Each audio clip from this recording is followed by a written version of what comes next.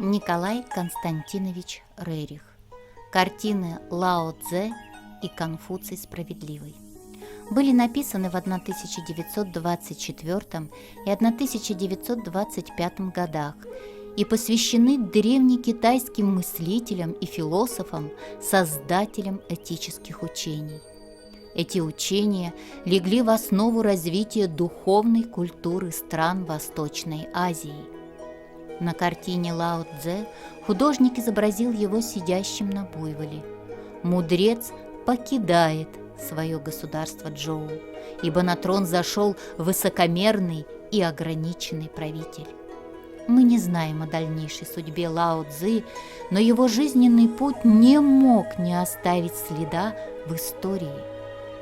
Дао Дэ Цзин — так называется сборник поучений Лао Цзы, составленный спустя века после смерти учителя.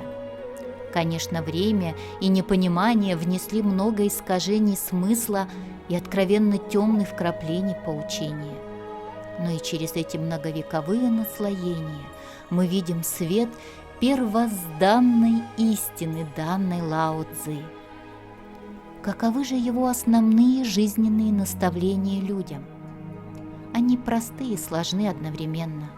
Следование им скрывают всю трудность пути человека, обремененного темными свойствами своей души. Освобождение от них должно стать одной из его главных целей. И Дао Дэ Цзин – это способ напомнить человеку о его духе, его внутреннем высшем «я», отличным от внешнего и малого «я» тем, что первое способно накапливать все самое возвышенное и прекрасное. Человек должен всегда помнить, что за его обычной жизнью стоит другая реальность, которая включает в себя как опасные низшие энергии чувства, так и благотворные высшие. Как сорные ростки убираются, чтобы они не погубили злаки, так и ростки зла человек может пресечь, пока они не превратились в губительные заросли сознания. Кто ценит богатство, никогда не будет удовлетворен, а кто похваляется им, накликает на себя беду, ибо излишество и роскошь одних порождает недостаток и бедность других, а значит ропот и рост недовольства. «Знай меру», — говорит Лао Цзы, ибо безудержное накопление ведет к огромной утрате. Преодолевая же свои страсти, желания, амбиции, ты избавляешься от самопочитания, но приобретаешь связь с Высшим. Чти в людях сердечность, искренность, великодушие, заботливость. Думай меньше о себе, умеряй свои желания, не превозносись, избегая обилия вещей, излишества в пище и непристойности в поступках. Не гонись за легким, ибо ни одна легкая вещь не сможет выдержать тяжести. Живя в одном государстве, помни, что ты часть этого единого организма, и его процветание или упадок имеют причину в людях, живущих в нем, от правителя до простого гражданина. Если в государстве воцарился хаос смуты и войны, нужно восстановить урегулирующее начало – вэнь или культуру. Подлинная культура зиждется на облагороженных нравственностью, знании и искусстве и гармонично сотрудничает с природой и ее законами. Лучший правитель тот, кто правит не посредством приказов, а через сердце народа, пользуясь его любовью и уважением. Каков внутренний духовный мир правителя, таков и народ им управляемый. Невозможен расцвет государства, если управление основано на невежестве, безнравственности и страхе. Вот почему справедливое устройство в государстве возможно лишь при справедливом и просвещенном правителе, ибо всему он задает тон развития. Не менее поучительно высказывание Конфуция, учителя кунг-фу Цзы, что означает «просвещенный». Его советы были обращены как к простым людям, так и к знати и правителям. «Учись тому хорошему», — указывал он, — «что есть в людях, но не подражай плохому. Вырабатывай качество человеколюбия, великодушия, почтительного и заботливого отношения к старшим, любовь к искусству. Избегай низких людей, льстецов и лицемеров, и дружи с благородными, справедливыми людьми. За добро плати добром, за зло по справедливости. Поступай в отношении других так, как ты сам желал бы, чтобы они поступали в отношении тебя. Всю жизнь совершенствуй себя, будь просвещенным. Если человек не просвещен, он будет невеждой. Если просвещен, но не человеколюбив, превращается в краснобая. А улучшаться тебе поможет осмысление книг, благородство поступков, искренность, преданность Отечеству.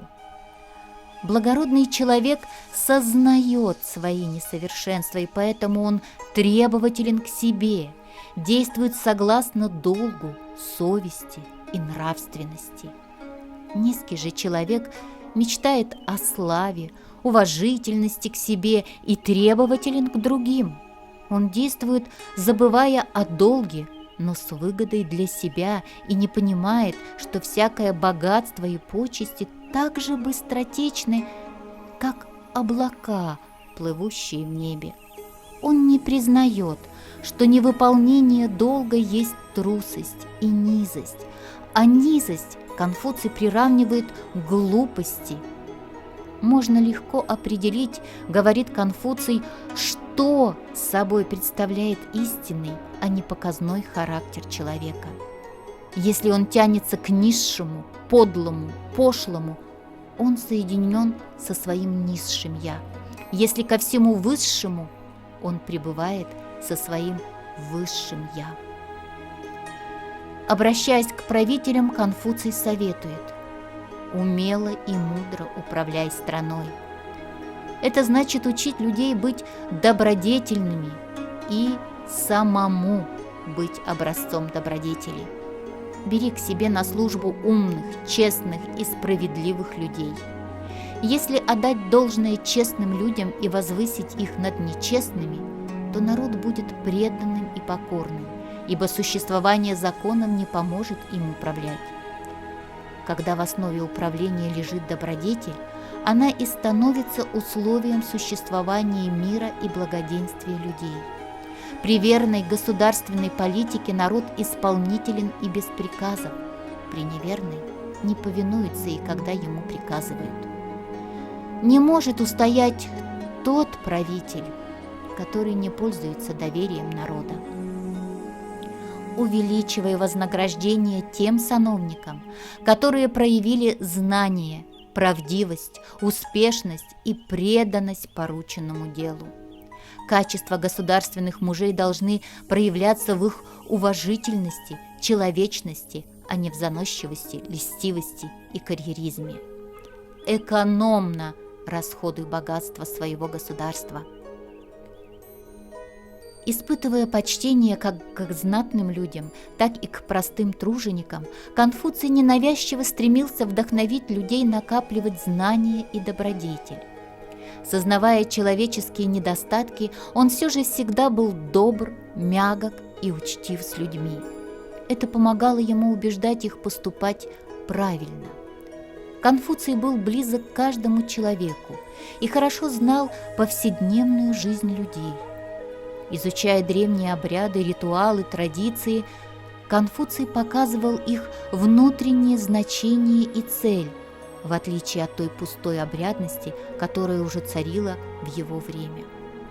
Так, целью Конфуция было воспитание благородных, правдивых, волевых людей, способных носить и в жизнь окружающих эти черты, тем самым улучшая нравы общества. Два принципа лежали в основе его деятельности – забота о людях и Отечестве. Однако это не помогло Конфуцию избежать поношений, клеветы и преследований. Мы видим его, едущего на повозке, которую иногда ему приходилось не распрягать.